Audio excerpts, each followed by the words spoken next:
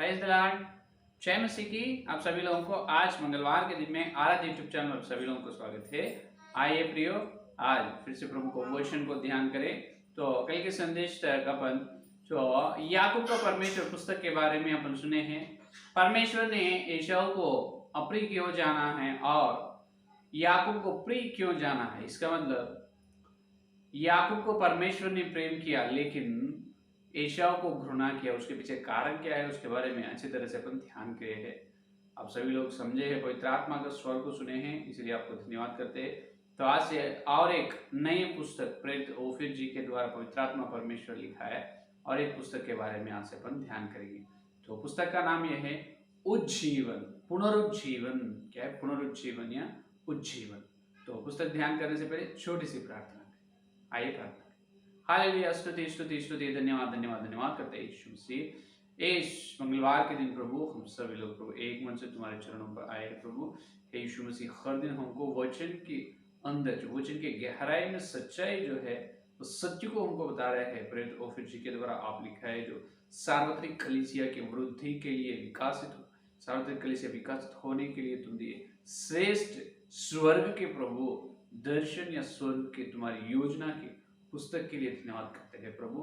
आज से हम और प्रेरित ओफिर जी के द्वारा आप ही लिखा है जो पुस्तक उज्जीवन पुस्तक को हम ध्यान करने वाले हैं। तुम्हारा दास का ज्ञान को क्रूस पर छुपा दे, वचन को ठीक रीति से प्रभु वचन के उछाला में सत्य को हम देखने की और हमारी आत्मिक जीवन या हमारी कलीसिया वृद्धि होने की अनुग्रह दी। तुम्हारा दास का ज्ञान को क्रूस पर छुपा दे।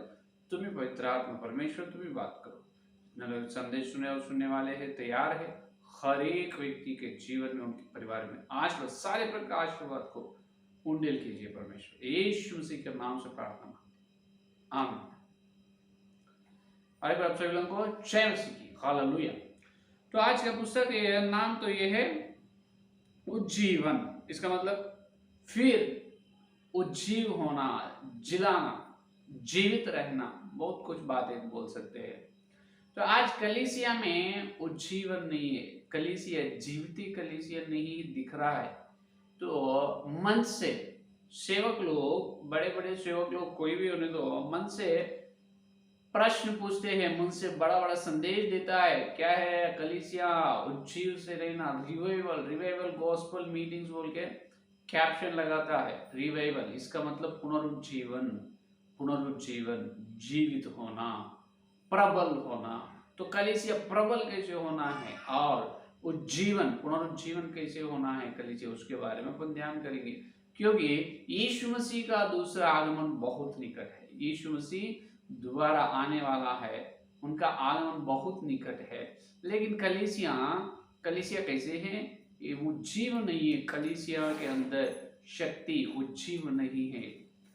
कलीसिया दीवट के जैसा जलनी चाहिए, दीवट के जैसा जलनी चाहिए, लेकिन जल रहे नहीं। कारण क्या है? उज्जीवन, पुनरुज्जीवन कलीसिया में आनी चाहिए।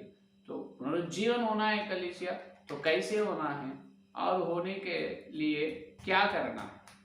पुनरुज्जीवन क्यों और होने से कारण क्या है? कलीसिया, एक कलीसिया की हर विश्वास उज्जीवन, प्रबल होनी चाहिए, शक्ति ले पानी चाहिए। क्यों? उसके बारे में अपन ध्यान दें। तो अपना देश में, पूरा हिंदुस्तान में ईसाई लोग जितने जहाँ जहाँ पर सेवक लोग हैं, बस लोग चर्च से, हर सेवक उनके कलीसिया में हर दिन, हर संदेश में कम से कम एक बार तो ये बात बोलता है, एक बार तो कहता है, अपन उज्जीवन होना चाहिए, अपन शक्ति पानी चाहिए, परमेश्वर के लिए कुछ न कुछ करनी चाहिए। बात तो बोलता है, सही है, लेकिन कैसा संदेश बोलते वो जा रहे हैं। ये बात अपन जब थॉमस के द्वारा हिंदुस्तान या भारत देश को सुसमाचार प्रचार किया गया है, उसके बाद से अंग्रेजी लोग अपने देश को, जब अंग्रेजी लोग ने अपने देश को शासन करे है, उसके बाद मिशनरीज, कुछ मिशनरी लोग अपने देश में आकर और सुसमाचार को प्रचार करे है। जब से उस दिनों से लगभग 60 साल से एक ही संदेश है। हर सेवक कह रहा है कलीसिया में उज्जीवन होना है, उज्जीवन, पुनरुज्जीवन होनी चाहिए कलीसिया। तो कैसा? प्रार्थना भी बहुत लोग कर रहे हैं, प्रार्थना भी बहुत लोग कर रहे हैं उज्जीवन होने के लिए, लेकिन कैसे होनी चाहिए? तो उसके बारे में देखिए, आज कलीसिया उज्जीवन से नहीं है, कलीसिया में शक्ति प्रबल नहीं है। एकदम प्रबल से रहना है, परमेश्वर की शक्ति से, सामर्थ से हर विश्वास रहनी चाहिए। जब हर विश्वास एक दीपक बनता है और ये दीपकों का समूह आखिरी में क्या होता है, दीवट होता है। दीपकों का समूह क्या होगा, दीवट होगा, दीवट होता है। देखिए, तो इससे पहले इस धरती में जो प्रेरितों के समय, पहले कलीसिया उज्जीवन, प्रेरितों के समय में कलीसिया बहुत उज्जीवन, बहुत प्रबल और शक्ति से थी। कब, प्रेरितों के समय। क्योंकि जब प्रेरितों ने यीशु मसीह पुनरुत्थान होने के बाद चेलों को दिखा है और उनके साथ कुछ दिन रहकर उसके साथ बात किया है, क्या क्या करना उनको बताया है। फिर स्वर्ग में चले गए। चलने के बाद ये कहा है चेलों को, मैं जाकर पवित्र आत्मा को भेजूंगा, पवित्र आत्मा का शक्ति पाकर तुम मेरे लिए गवाही और साक्षी बने रहेंगे। तो जब यीशु मसीह ने स्वर्ग में चले गए हैं, बाद में चेलों और लगभग 120 लोग पेंतेकोस्त के दिन, कब, पेंतेकोस्त के दिन, ये खुदा के फेस्टिवल, ये खुदा लोगों का क्या है, ईद या त्योहार, जो पेंतेकोस्त त्योहार के दिन बंगला के ऊपर लगभग 120 लोग प्रार्थना कर रहे थे एक मन से। 120 लोग एक मन से जब प्रार्थना कर रहे हैं, जब प्रार्थना करते जब क्या हुआ है अपने सभी लोगों को मालूम है, जब प्रार्थना करते जब पवित्र आत्मा का आग उतर आए हैं, पवित्र आत्मा का आग हर एक व्यक्ति के सिर पर पवित्र आत्मा का अभिषेक, आग बपतिस्मा हर व्यक्ति पाए, नाना प्रकार के भाषाएं बात करे है, नाना प्रकार के भाषा बात करे। पवित्र आत्मा का अभिषेक ऐसे आया है कि हवा के जैसा बहुत बड़े जोर शब्द से, बड़े आवाज से, और हवा के रूप में बड़े आवाज से, और अग्नि आग के रूप में पवित्र आत्मा का अभिषेक उतर आए है। तो हर व्यक्ति पवित्र आत्मा को पाए है।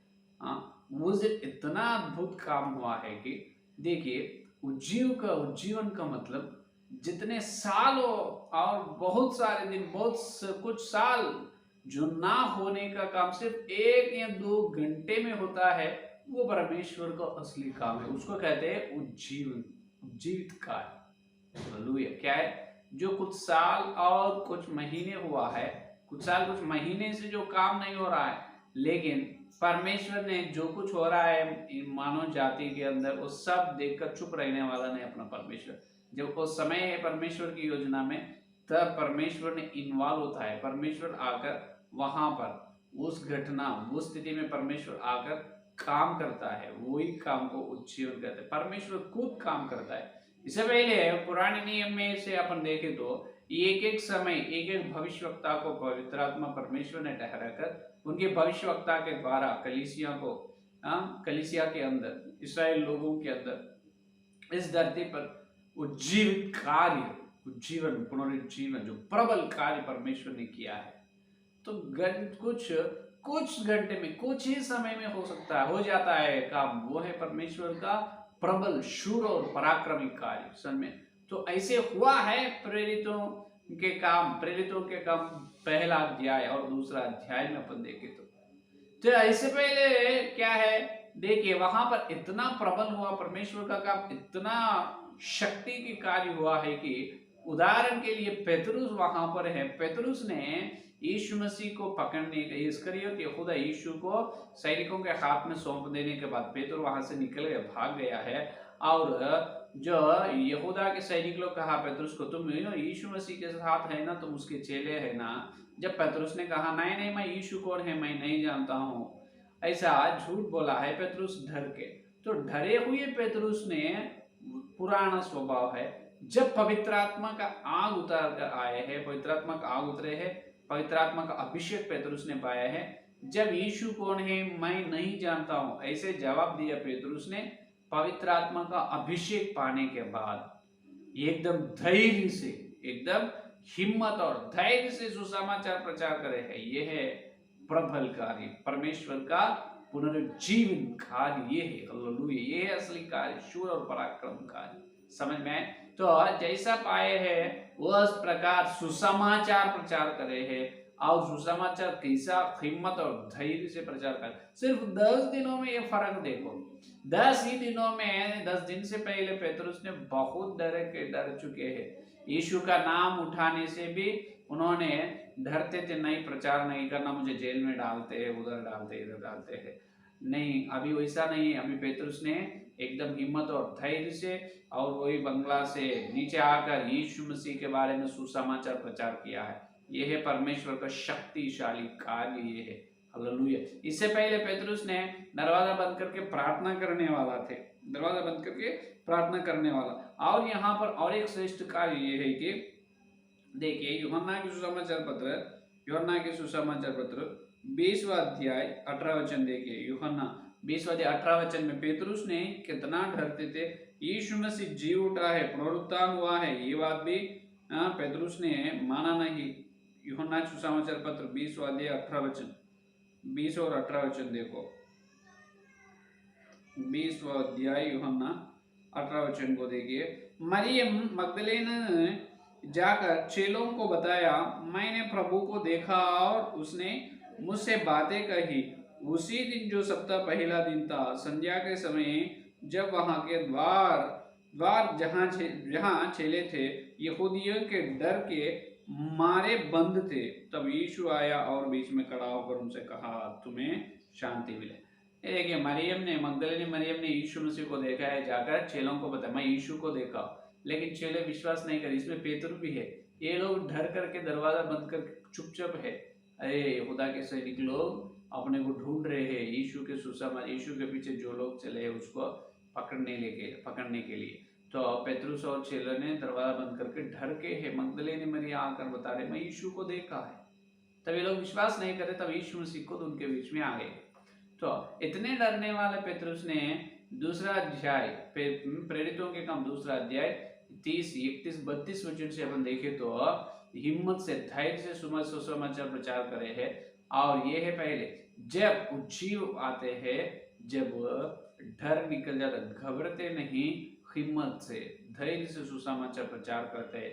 ये है परमेश्वर का कार्य। और जब पेतरुस ने सुसमाचार प्रचार कर, जब सुनने वाले अच्छी तरह से सुने हैं, ध्यान से मन लगाकर सुने हैं, सुनकर बाद में हम अब क्या करना है, अभी हम क्या करें, वापस पेतरुस को पूछ रहे हैं प्रश्न। तो पेतरुस आप बताए यीशु मसीह के बारे में, तो अभी हम क्या करना है। सुसमाचार तो सुने। जब यीशु ने बताया तुम सभी लोग यीशु के नाम से बपतिस्मा ले। देखिए जब पवित्र आत्मा का कार्य देखिए, परमेश्वर का प्रबल कार्य यहाँ पर देखिए। जब डरने वाला है प्रभु की सेवा करने में, अभी डर नहीं है, हिम्मत है। और जब उन्होंने प्रभु का सुसमाचार प्रचार करे है, सुनने वाले लोग सुनकर हम क्या करना है वापसी उन्होंने तैयार हो गए, जो प्रभु के काम को से जो प्रभु की आज्ञा को मानने के लिए तैयार हो गए। तब एक ही दिन लगभग 3000 लोग बपतिस्मा लिए। हालेलुया। यह इतना सुंदर, इतना श्रेष्ठ और शक्ति कार्य।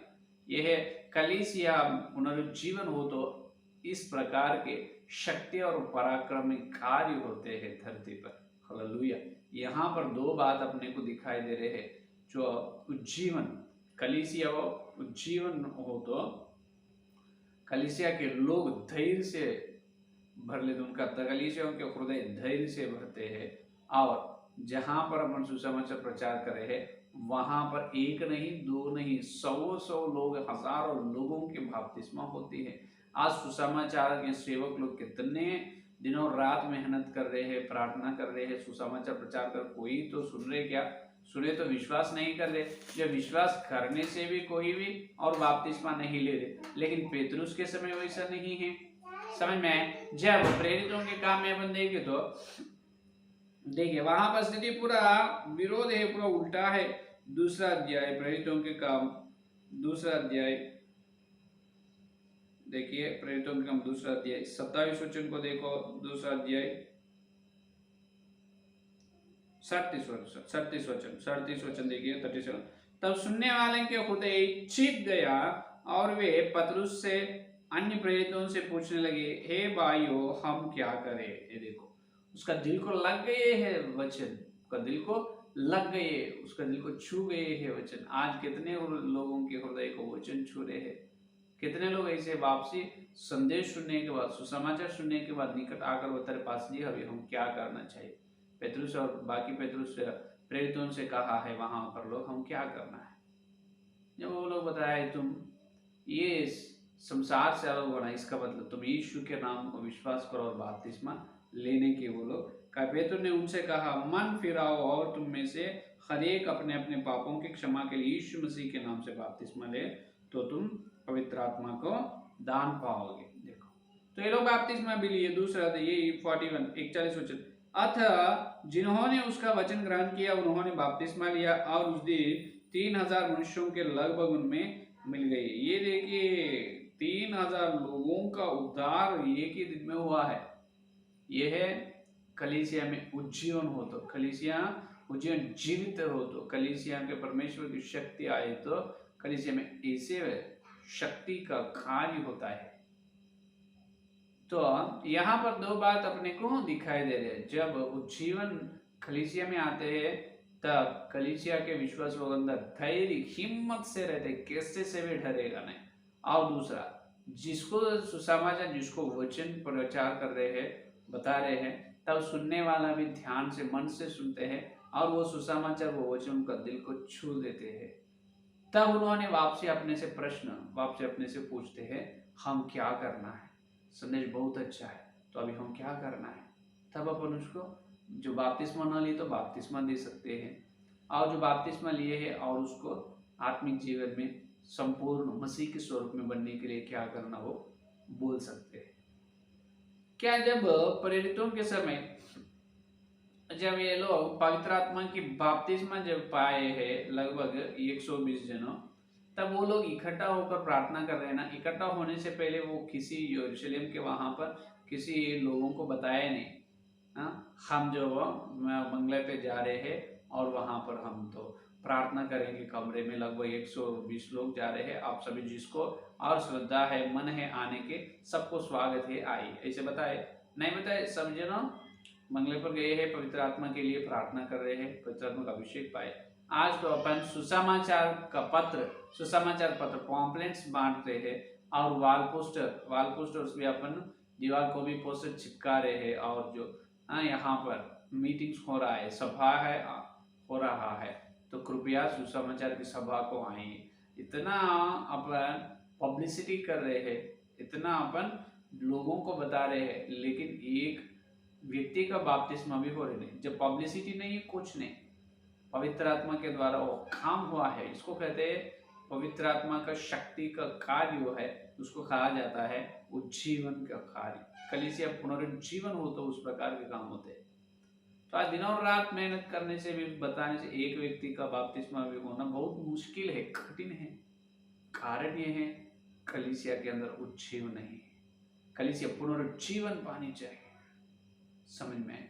तो देखिए आज तो जब वो लोग कैसे आए, बाकी वहां पर लोग पवित्र आत्मा का आवाज, इसका मतलब जब पवित्र आत्मा उतर आए हैं वो कमरे में, हवा बहुत बड़ा, हवा बहुत बड़ा शब्द आवाज आया है, बड़ा आवाज को वहां के आगे पड़ोसी लोग सुनकर, अरे ये शब्द कहाँ से, इतना बड़ा आवाज किधर आए। वहां देखो वो बंगले के ऊपर से आ रहे हैं, और क्या हुआ है वहां पर, प्रभु की चेले है, वो कुछ तो हुआ है, क्या क्या हुआ है। भाग क्या है, जब वो लोग नीचे आकर बताए पवित्र आत्मा से भरे हुआ है उनका शरीर और आत्मा और प्राण। जब सुसमाचार प्रचार करे तो वो लोग उद्धार पाए हैं। तो आज भी यहाँ पर उज्जीवन का मतलब सेवक ऐसे मेज को मार के मन से आओ, जोर से पुकारना, आओ आओ, ये उठाओ, जल से रहो, जलन से रहो, जलन से रहो, ऐसे जोश की बातें नहीं, जोश में आना नहीं। उज्जीवन का मतलब जोश में आना नहीं, जोश में आना अलग है। पवित्र आत्मा का शक्ति, पवित्र आत्मा के द्वारा पुनरुज्जीवन, जीवित होना अलग है। क्योंकि कलीसिया मृत्यु की स्थिति में है।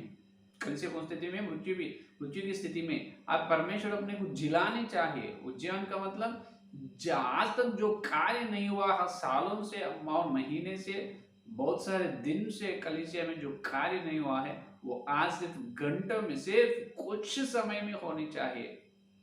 तो अपन जिलना चाहिए, अपन जीवित होनी चाहिए कलीसिया के लोग। इसीलिए भजन संहिता में देखिए 85 भजन संहिता 6 का वचन में देखो, भजन संहिता 85 और 6 का वचन में दाऊद भक्त ने कहा है, दाऊद भक्त ने 85 और 6 का वचन, क्या तू हमको फिर ना दिलाएगा कि तेरी प्रजा तुझ में आनंद करे। हालेलुया।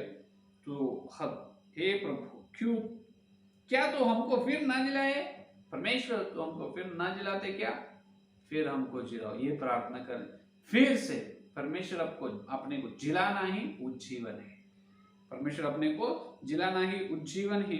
क्यों अभी उज्जीवन नहीं है? नहीं है, बिल्कुल नहीं है। क्योंकि देखिए न पर प्रकाशित वाक्य 3 अध्याय पहला वचन में, प्रकाशित वाक्य 3 अध्याय पहला वचन में देखिए, सार्दिस कलीसिया के स्वर्गदूत को लिखो, ये ऐसे है जिसके पास परमेश्वर के साथ आत्मा और साथ तारे है, यह कहता है कि मैं तेरे कामों को जानता हूं कि तू जीवित तो कहलाता है पर है मरा हुआ। तू जीवित कहलाता है लेकिन तुम मर चुके हैं।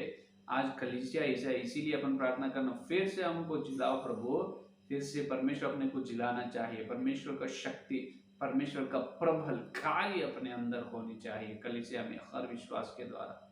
जब परमेश्वर ने इन्वॉल्व, सहभागी होते, परमेश्वर ने उतर आकर अपने जीवन में, जो अपने सेवक अपनी कलीसिया में आकर परमेश्वर ने भागीदारी होती है।